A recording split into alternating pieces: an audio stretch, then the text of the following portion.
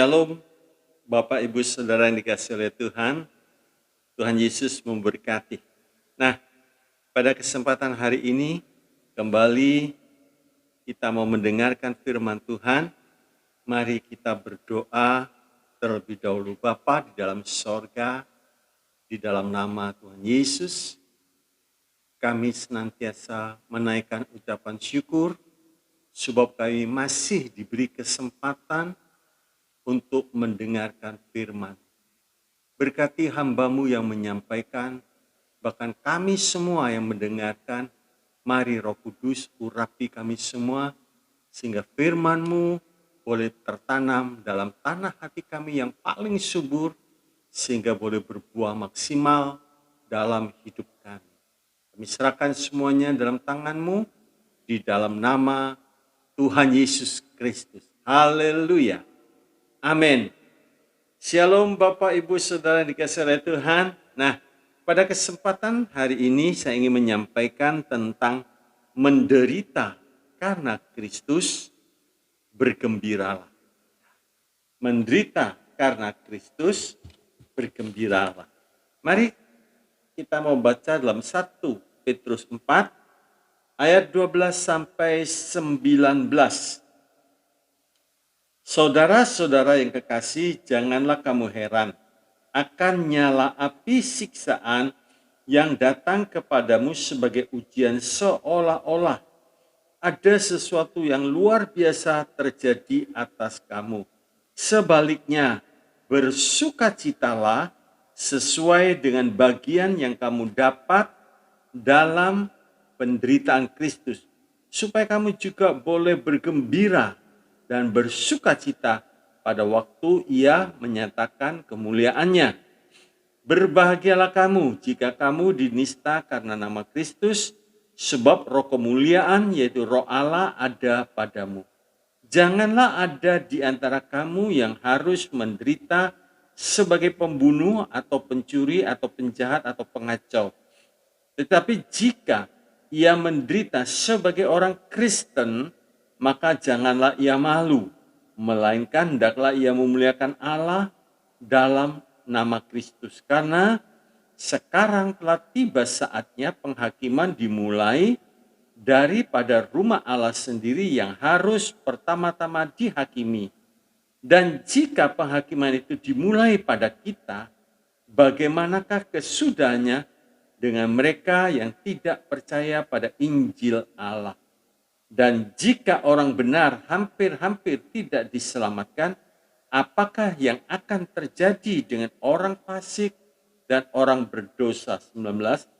Karena itu baiklah juga mereka yang harus menderita karena kehendak Allah menyerahkan jiwanya dengan selalu berbuat baik kepada Pencipta yang setia.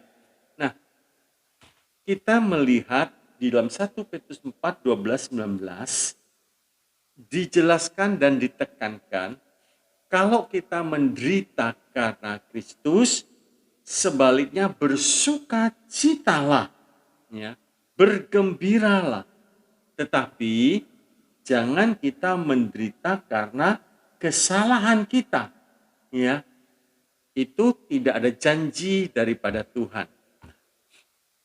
Mungkin kita melihat satu hal yang paradoks, ya, satu pernyataan yang seolah-olah bertentangan.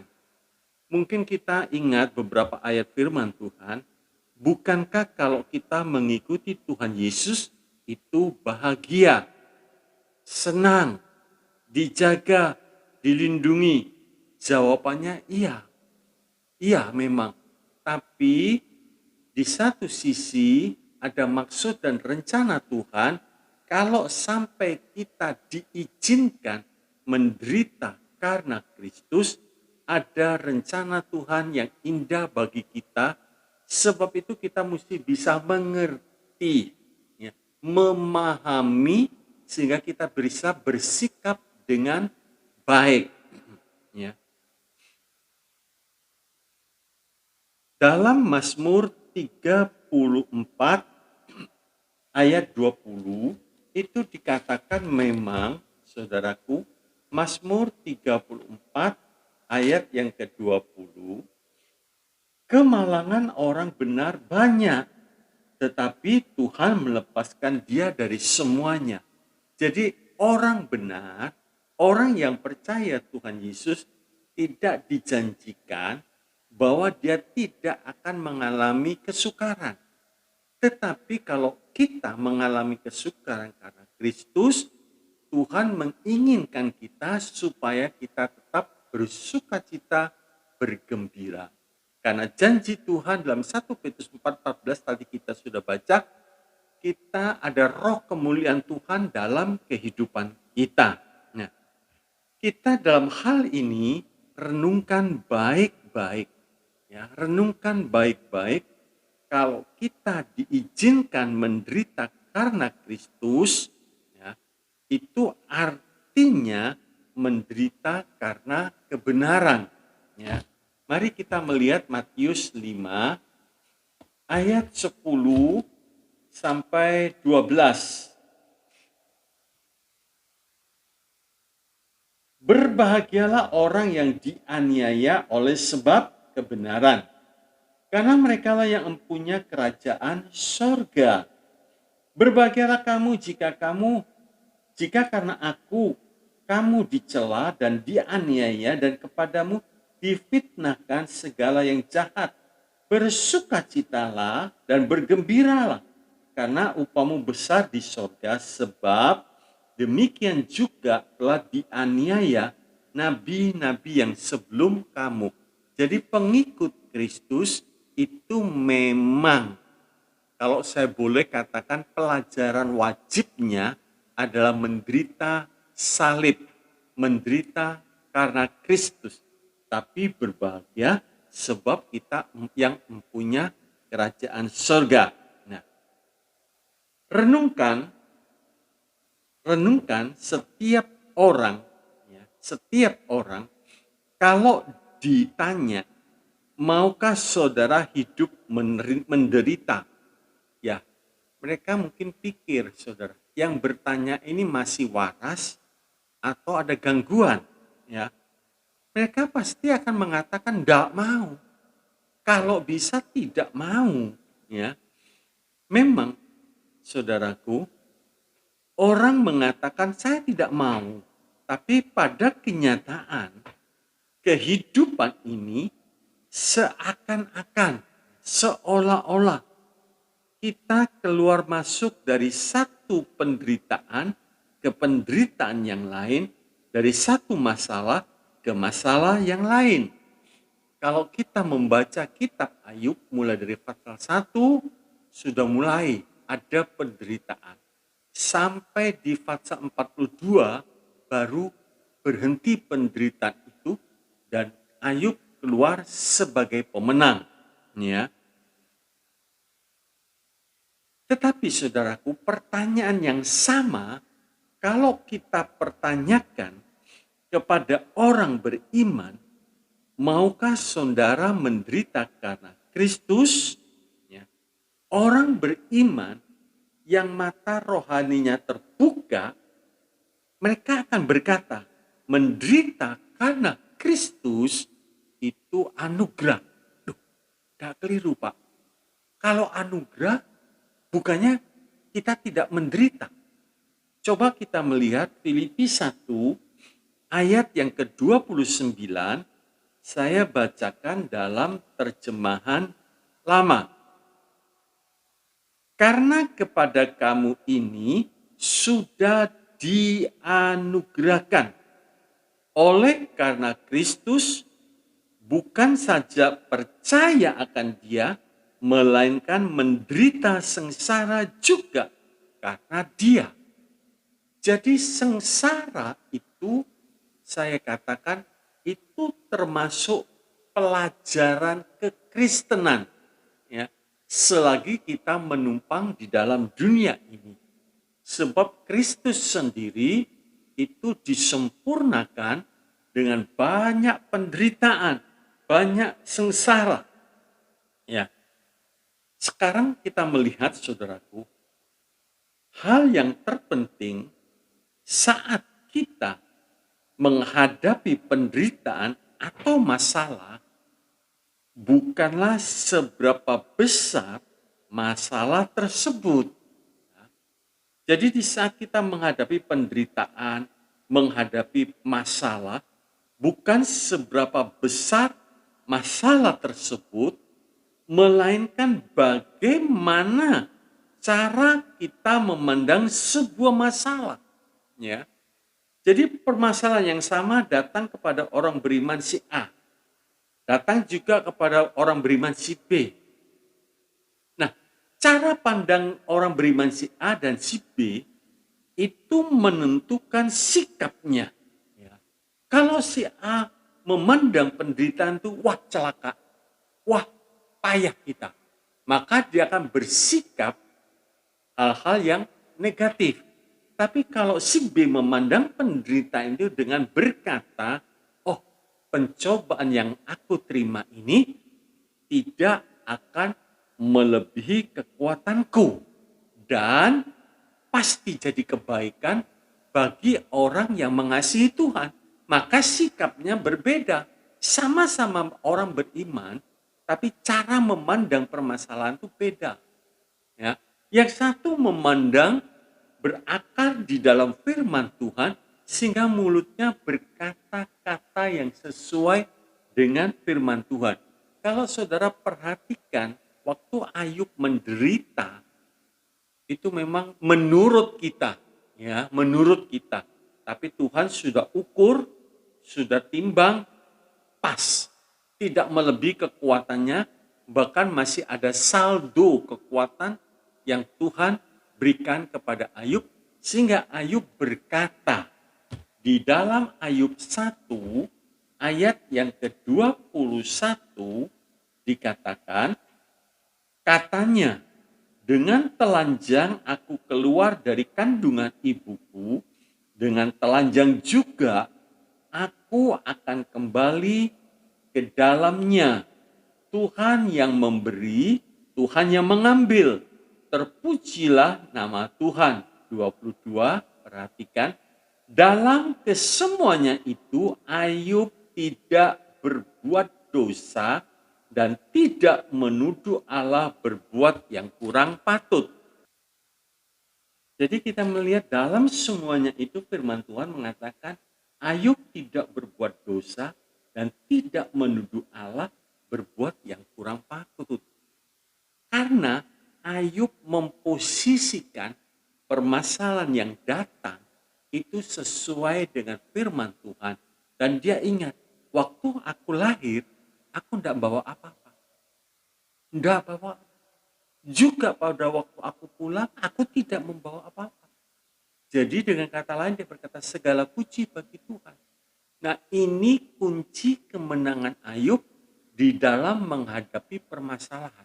Begitu juga kita, kalau kita sedang menghadapi permasalahan, temukan kunci-kunci jawabannya di dalam firman Tuhan dan kita mulai memperkatakannya. Seperti tadi saya katakan, bahwa pencobaan yang datang tidak akan lebih dari kekuatan kita, itu di 1 Korintus 10 ayat yang ke-13. Di Roma 8 ayat 18 kita baca, Roma 8 ayat 18, sebab aku yakin bahwa penderitaan zaman sekarang ini tidak dapat dibandingkan dengan kemuliaan yang akan dinyatakan kepada kita. Kita seandainya lahir sampai mati itu menderita terus. Ya mungkin kalau usia 80 ya 80 tahun menderita. Ya. Tapi dibandingkan dengan kemuliaan yang akan kita terima, itu kekal. Tidak sebanding. Waktu itu Isakar di Kejadian 49 ayat 14-15 diberi beban. Tidak mau. Keledai Isakar itu meniarap. Jadi beban ditaruh, dia tiarap. Dia nggak mau angkat. Tapi waktu matanya terbuka, ternyata beban yang dipikul itu berakhir di tanah yang permai. Nggak usah diperintah kali yang kedua, dia langsung berdiri, keledai itu diangkat. Dan sampai ke tanah yang permai. Begitu juga permasalahan yang datang dalam hidup kita tidak mungkin membuat kita mogok, membuat kita menyalahkan Tuhan. Sangat-sangat tidak mungkin. Sebab itu miliki cara pandang yang tepat. Ya. Mungkin apa saja sekarang persoalan yang sedang saudara hadapi. Mungkin persoalan dalam rumah tangga, persoalan kesehatan, persoalan pekerjaan, persoalan keuangan, persoalan anak, menantu, dan seterusnya. Kalau kita taruh dengan cara pandang yang tepat, cari kuncinya di dalam firman Tuhan dan kita mulai perkatakan. Ya, sekarang kita melihat bagaimana cara kita memandang penderitaan yang kita alami. Ya, bagaimana cara kita memandang penderitaan yang kita alami. Ya, satu, tidak semua penderitaan adalah kehendak Allah. Nah, ini perlu dimengerti. Ya, perlu dimengerti. Kita akan melihat dua ayat di dalam 1 Petrus 4 ayat yang ke-15. Ya. 1 Petrus 4 ayat 15 tadi kita sudah baca. Ini khusus ayat yang 15 aja kita baca, dikatakan demikian. Janganlah ada di antara kamu yang harus menderita sebagai pembunuh, pencuri, atau penjahat, atau pengacau. Pak, saya nggak pernah pembunuh. Saya nggak membunuh. Tapi benci. Benci is pembunuh. Ya. Kalau orang benci, pasti menderita hidupnya. Waktu makan enak, melihat orang yang dibenci lewat, nggak bisa makan.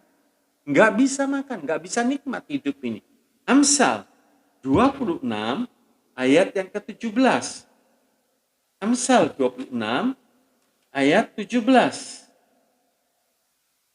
Orang yang ikut campur dalam pertengkaran orang lain adalah seperti orang yang menangkap telinga anjing yang berlalu. Ya digigit, saudara.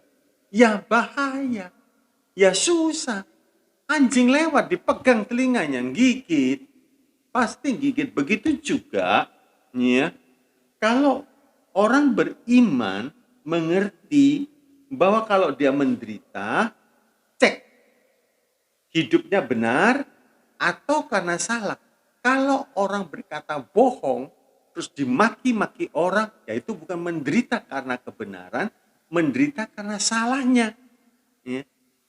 Sebab itu Tuhan menghendaki kita jangan bodoh juga. Matius 10 ayat 16. Ya. Matius 10 ayat yang ke-16. Dikatakan demikian,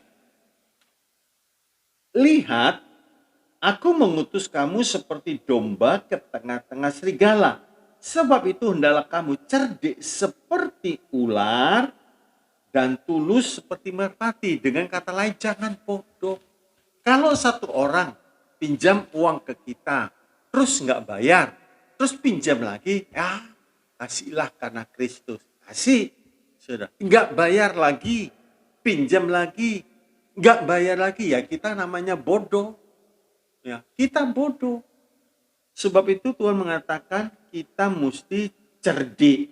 Sebab hal ini bukan menderita karena kehendak Allah, melainkan menderita karena kebodohan, karena kesalahannya sendiri. Ya.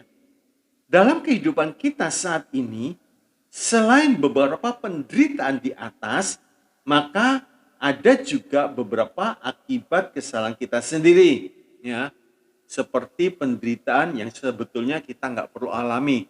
Orang tersebut sudah Kristen, tapi suka minum-minuman keras, mabuk-mabukan, suka merokok, suka berjudi, berzina, dan sebagainya.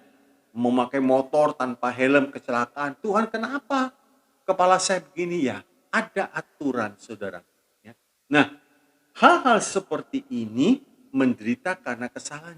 Kalau jantungnya bermasalah, ginjalnya bermasalah, paru-parunya bermasalah, ya jangan salahkan Tuhan. Dia sendiri yang memanggil penyakit itu masuk ke dalam. Nikotin masuk ke dalam tubuh kita, ya rusak paru-paru kita. Alkohol, minuman keras masuk ke dalam tubuh kita, lever kita rusak, ginjal kita rusak. Saudaraku, ya.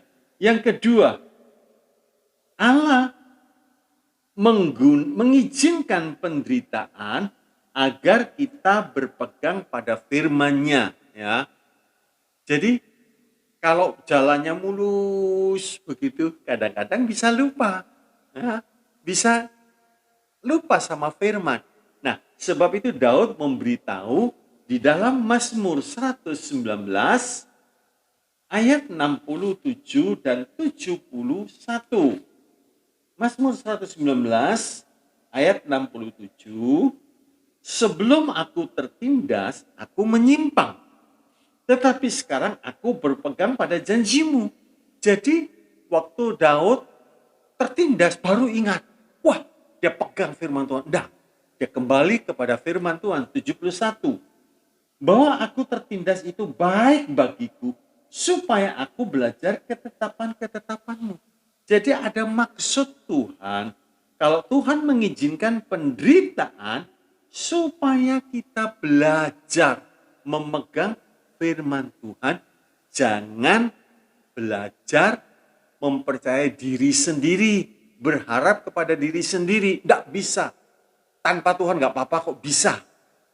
Bapak, Ibu, Saudara yang dikasihi oleh Tuhan, kalau penderitaan datang, biar kita ingat, ya, biar kita ingat. Nah, di sini kita melihat sebuah penegasan bahwa menderita masalah himpitan yang dialaminya adalah, jadi kita melihat bahwa ini kita melihat sebuah penegasan bahwa penderitaan, masalah, himpitan yang dialaminya adalah sebuah cara Tuhan untuk membuat umatnya berpegang kembali pada kebenaran firman Tuhan. Ya, berpegang kembali pada firman Tuhan. Saya coba beri ilustrasi begini. Kalau ada gempa, kita tidak mungkin pegang rumah kita, saudara. Sebab rumah kita goncang.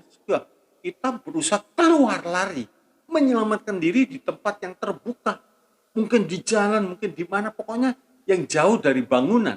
Ya. Tapi ada juga satu masalah, kalau kita ada di sebuah kapal, terus terjadi ombak yang besar, maka kita pasti memegang sesuatu, entah itu tiang kapal, entah itu pegang tempat tidur, dan lain sebagainya, supaya kita tidak jatuh. Kalau kapal itu berjalan lancar, kita tidak akan memegang sesuatu. Tapi justru terjadi goncangan, maka refleks kita pasti pegang. Sesuatu barang, sesuatu benda yang kuat, yang bisa menahan tubuh kita, sehingga tidak terlempar keluar. Ya. Begitu juga, saudaraku, Tuhan izinkan goncangan dalam hidup kita, supaya kita sadar bahwa ada kekuatan yang jauh lebih besar dari kekuatan kita, dan Tuhan rindu supaya kita berpegang aman dalam lindungan Tuhan. Kita berpegang kepada Tuhan, kita berlindung kepada Tuhan. Hanya dekat Allah saja aku tenang. Nah, jadi goncangan itu membuat kita ingat ada Tuhan yang besar, ada Tuhan yang luar biasa, dan dia mulai memeluk Tuhan. Dia mulai masuk dalam persekutuan dengan Tuhan. Aman. Haleluya. 3.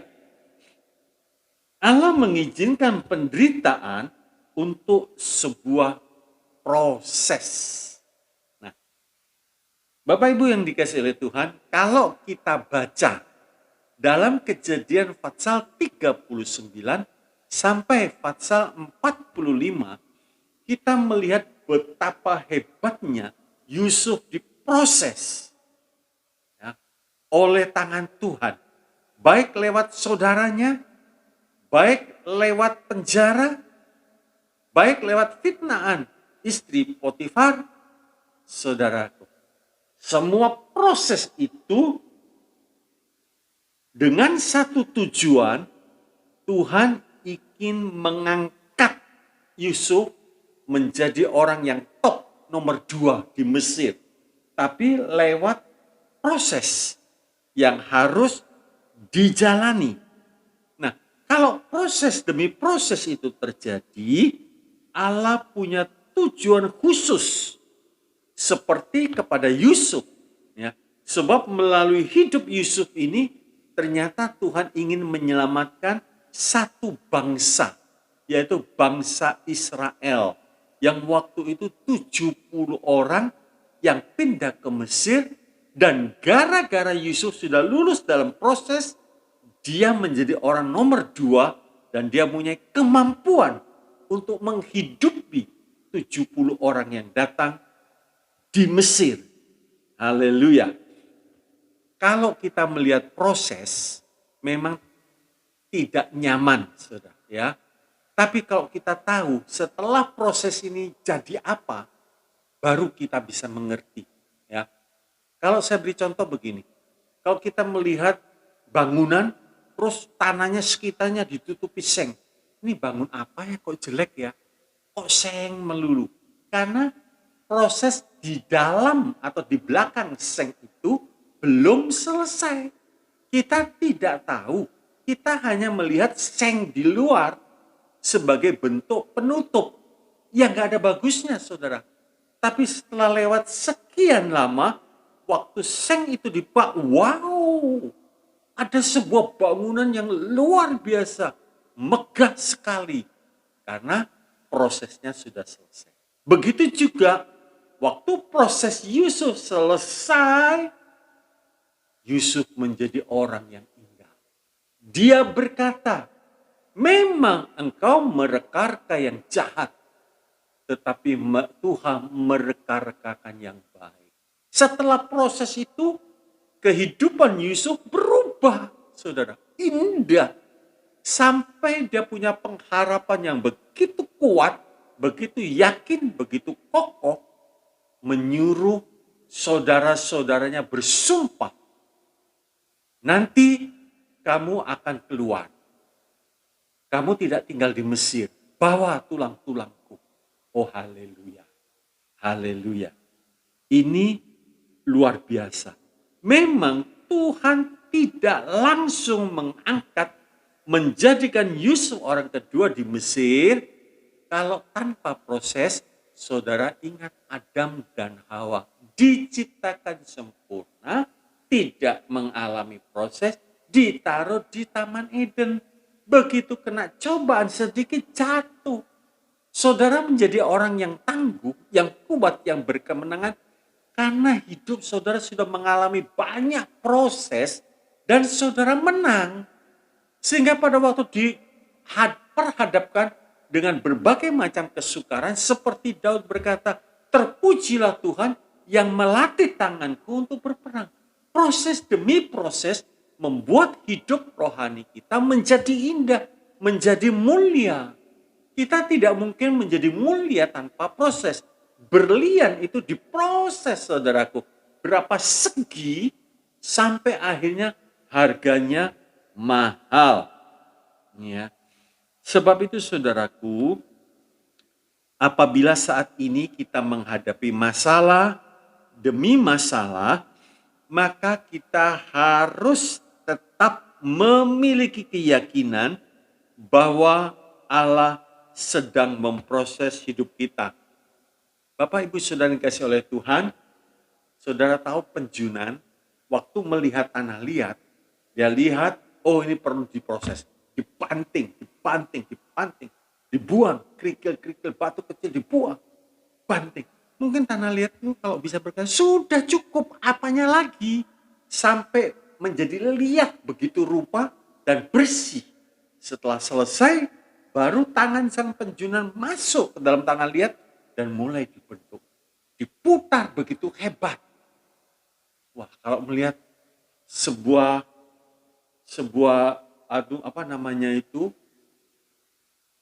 vas bunga yang bagus sekali, saudara, itu prosesnya juga habis selesai, dimasukkan dapur api, bakar. Akhirnya setelah keluar, wow, harganya mahal. Begitu juga Kalau kita sudah selesai proses demi proses, ya, maka hidup kita beda. Sabar kita teruji, ya.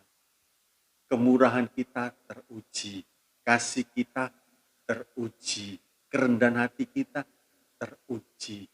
Kita memiliki panjang sabar. Itu semua lewat proses. Haleluya, ya. Bapak, Ibu, Saudara yang dikasihi oleh Tuhan, sekarang kita melihat yang keempat. Allah mengizinkan penderitaan untuk memangkas atau membersihkan kita. Kita pikir, sudah bersih kita kan. Nah, Tuhan memberi contoh itu di Yohanes 15 ayat 1 dan 2. Yohanes 15 ayat 1 dan 2. Dikatakan demikian, Akulah pokok anggur yang benar dan Bapakkulah pengusahanya. Ayat 2, saudara perhatikan. Setiap ranting padaku yang tidak berbuah dipotongnya. Dan setiap ranting yang berbuah dibersihkannya supaya ia lebih banyak berbuah. Jadi kalau kita melihat pohon anggurku sudah berbuah. Lah ngapain dibersihkan? Supaya makin lebat berbuah. Supaya makin lebat berbuah. Paulus sudah berbuah. Tapi Tuhan izinkan penderitaan itu datang. Sampai akhirnya Paulus bersih.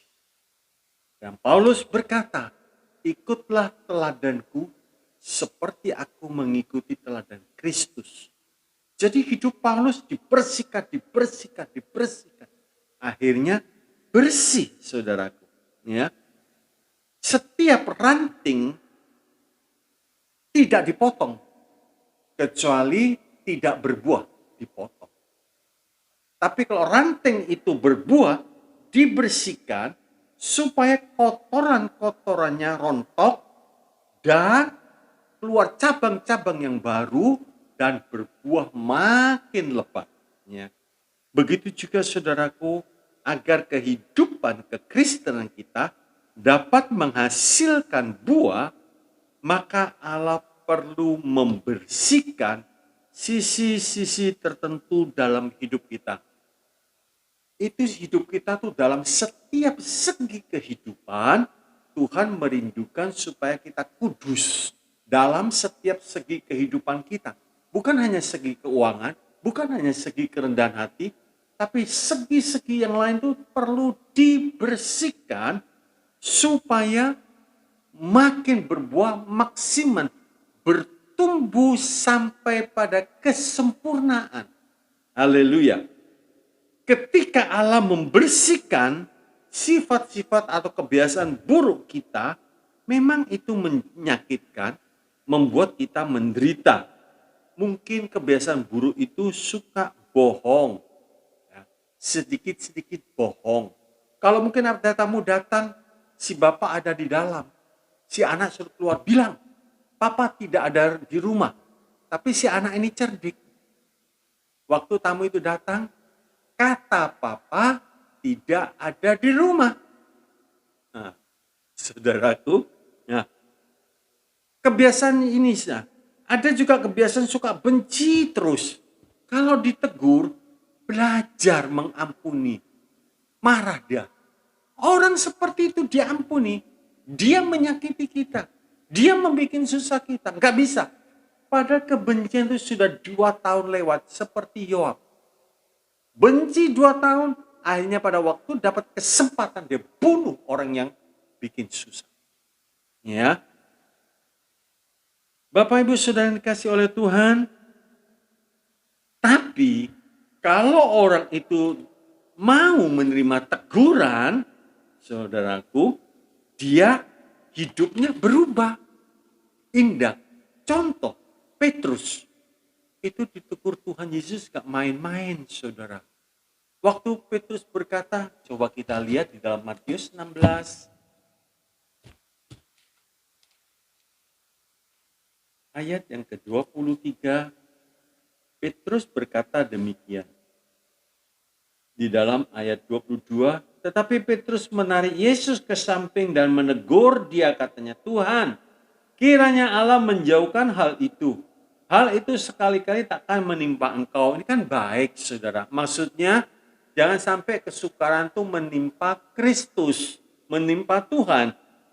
Ayat 23, maka Yesus berpaling dan berkata kepada Petrus, nyahlah iblis, engkau suatu batu sandungan bagiku, sebab engkau bukan memikirkan apa yang dipikirkan Allah, melainkan apa yang dipikirkan manusia. Nah, waktu Petrus ditanya, iya, ternyata pikirannya diberi kesempatan setan menitip pikiran-pikiran yang gak sesuai dengan firman Tuhan. Nah, Tuhan meluruskan supaya pikiran ini jadi bersih. Haleluya.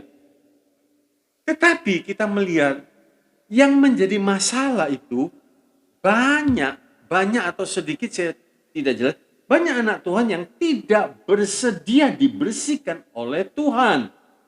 Ya. Tuhan rindu kita memiliki hati yang rela untuk dibersihkan seperti Petrus.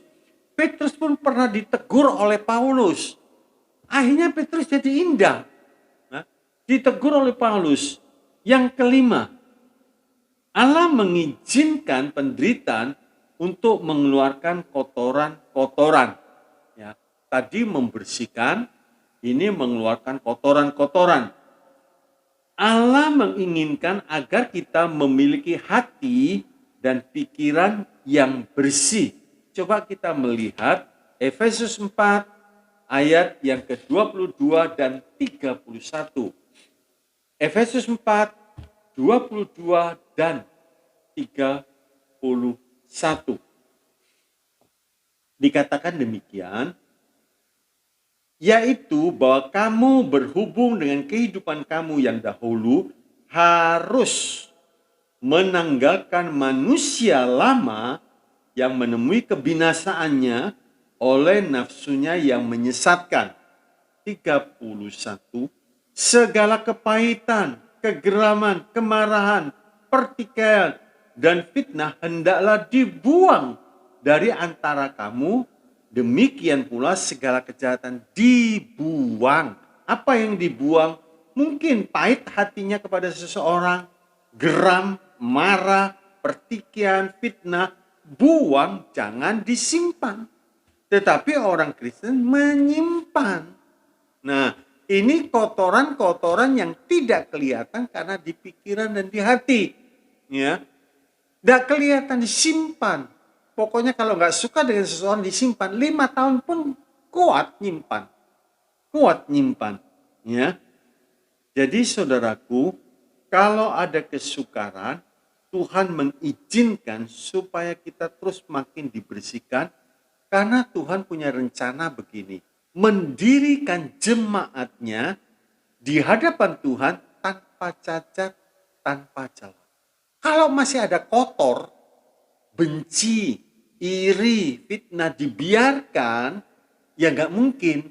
Itu merupakan cacat atau celah dalam kehidupan rohaninya. Nggak mungkin Allah bisa mendirikan itu semuanya. Ya. Nah, Paulus ya itu membuang hidup yang lama sehingga dia bisa berlari. Dikatakan dalam Filipi 3, kita baca saudaraku ya. Filipi 3 ayat 7 dikatakan demikian. Filipi 3 ayat 7, tetapi apa yang dahulu merupakan keuntungan bagiku, sekarang kuanggap rugi karena Kristus, artinya dibuang. 13, saudara-saudara, aku sendiri tidak menganggap bahwa aku telah menangkapnya, tetapi ini yang kulakukan, aku melupakan apa yang telah di belakangku dan mengarahkan diri kepada apa yang di hadapanku. 14, dan berlari kepada tujuan untuk memperoleh hadiah, yaitu panggilan surgawi dari Allah dalam Kristus Yesus. Kalau Paulus tidak membuang, nggak mungkin dia bisa berlari. Nggak mungkin mata dia bisa melihat panggilan surgawi itu. Buang, saudaraku, buang. Sehingga Paulus bisa berlari. Haleluya. Kita melihat satu ilustrasi, saudaraku. Kita melihat ada satu bejana bagus dari keramik mewah sekali, saudara. Wah, itu pasti untuk tempat yang mahal. Mungkin air anggur yang mahal, air anggur yang tua, yang bagus, yang sudah disimpan bertahun, ditaruh di situ. Tapi dalamnya tidak dibersihkan. Waktu dituang, nggak tahu dia. Ini bersih, pokoknya dituang aja karena melihat luarnya bagus, luarnya indah, dalamnya nggak dilihat. Waktu dituang ternyata di situ ada bangkai tikus, ada kecoa di dalam. Waktu dituang barang yang mahal tidak berguna. Tidak bisa dinikmati, tidak bisa dipakai. Saudara, nih ya. Jadi sia-sia. Begitu juga dengan hati kita ini. Tuhan sudah membersihkan, Tuhan sudah menjadikan ciptaan yang baru, tapi masih mengizinkan hal-hal yang mengotori hati itu. Sehingga firman Tuhan mengatakan, tidak ada tempat yang kudus. Meja hatinya penuh dengan muntahan, penuh permisi bicara dengan tai. Nggak ada, Tuhan nggak bisa menaruh barang yang kudus. Di dalam Yesaya 28 ayat yang ke-8, dalam terjemahan lama saya bacakan, Yesaya 28 ayat 8, karena penuhlah segala meja dengan muntah dan tai, sehingga tiada lagi tempat yang suci. Meja itu untuk menaruh barang-barang yang bersih. Bukan muntah di meja, bukan kotoran di meja. Kadang kita tidak menyadari atau lengah, kita sudah dijadikan ciptaan baru itu mahal. Kita tidak bisa membeli, itu anugerah. Kita percaya Tuhan jadikan kita ciptaan yang baru. Terus diisi sesuatu yang jelek. Tuhan tidak bisa memakai hidup kita. Ya. Bapak, Ibu, Saudara yang dikasihi oleh Tuhan. Nah, di sini kita melihat Tuhan ingin membersihkan hati kita, mengeluarkan kotoran-kotoran itu, sehingga Tuhan bisa memberikan hal-hal yang kudus. Kalau jangan berikan mutiaramu kepada babi dan anjing. Dia akan menyerang kembali. Babi anjing gak perlu mutiara. Babi anjing yang diperlukan barang yang jorok. Ya. Kadang-kadang, nah, mudah-mudahan di antara kita yang mendengar, tidak ada orang seperti ini. Pergi ke gereja, tapi hatinya tidak dijaga dengan segala kewaspadaan. Jadi ke gereja, tapi masih simpan benci. Ke gereja, tapi masih simpan geram. Ke gereja, tapi sombong.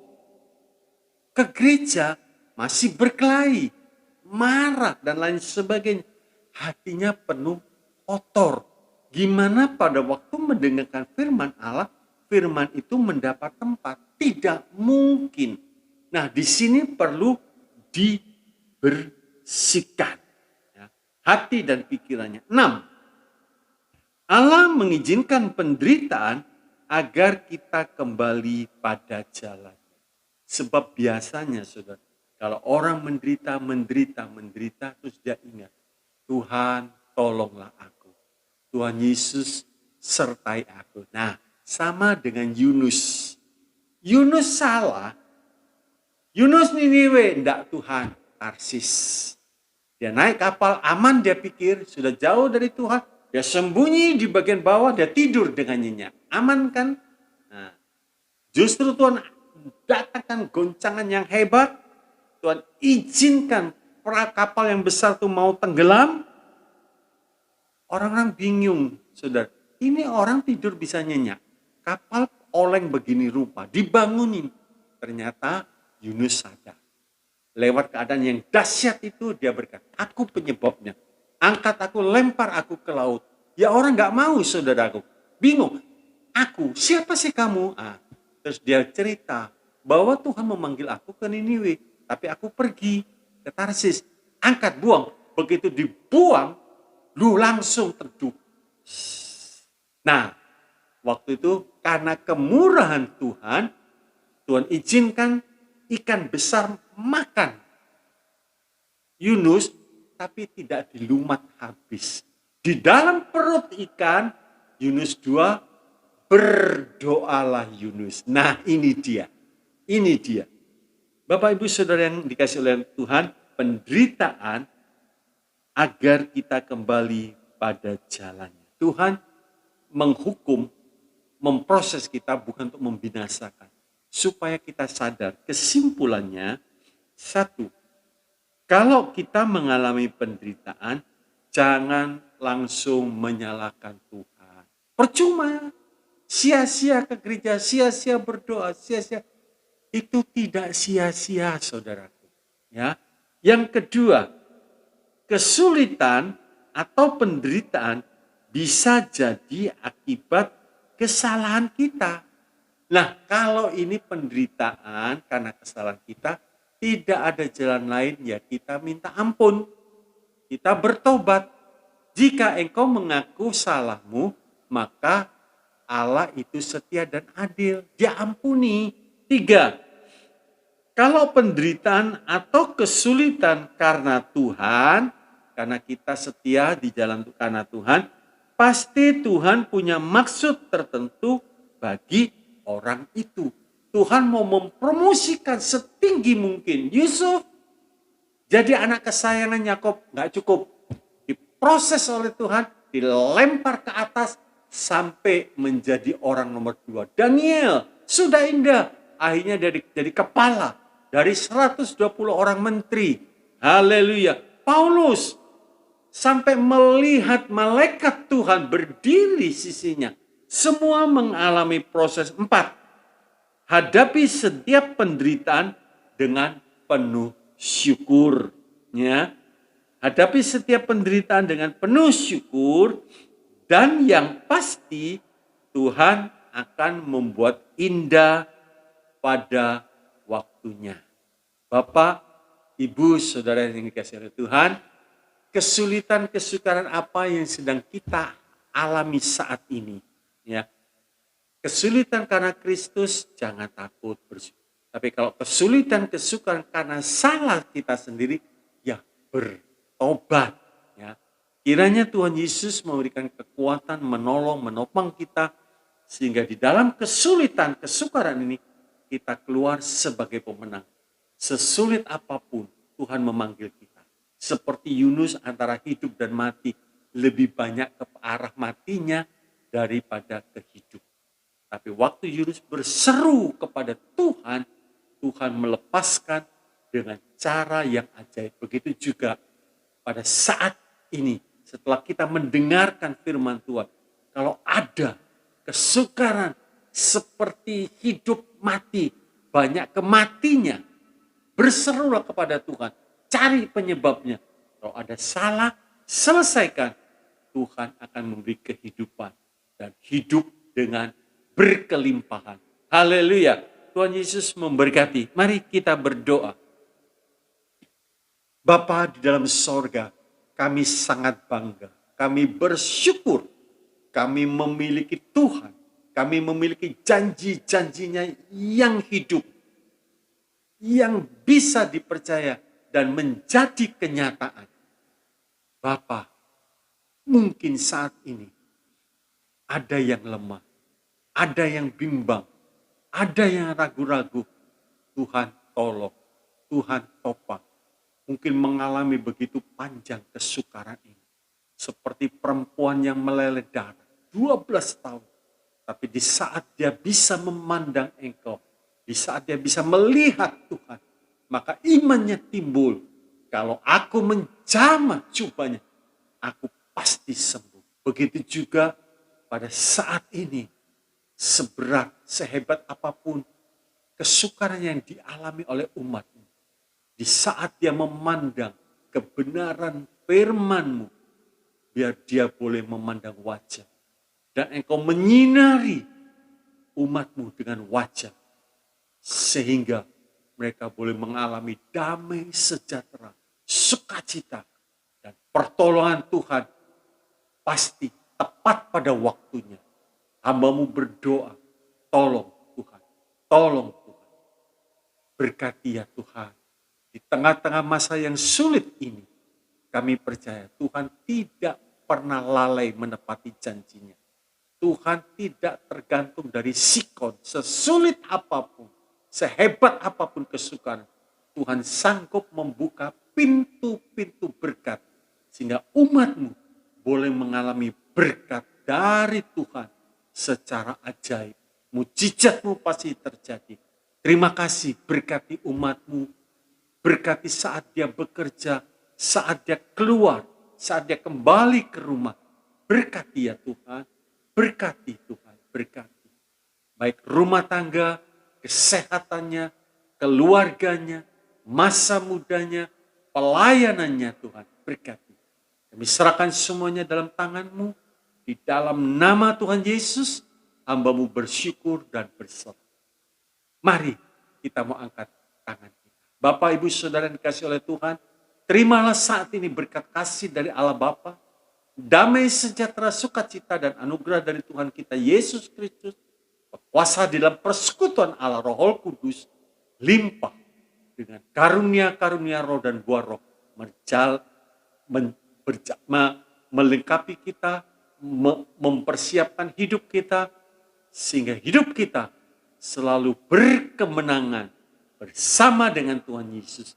Kami akan melihat, melewati setiap badai yang sedang terjadi.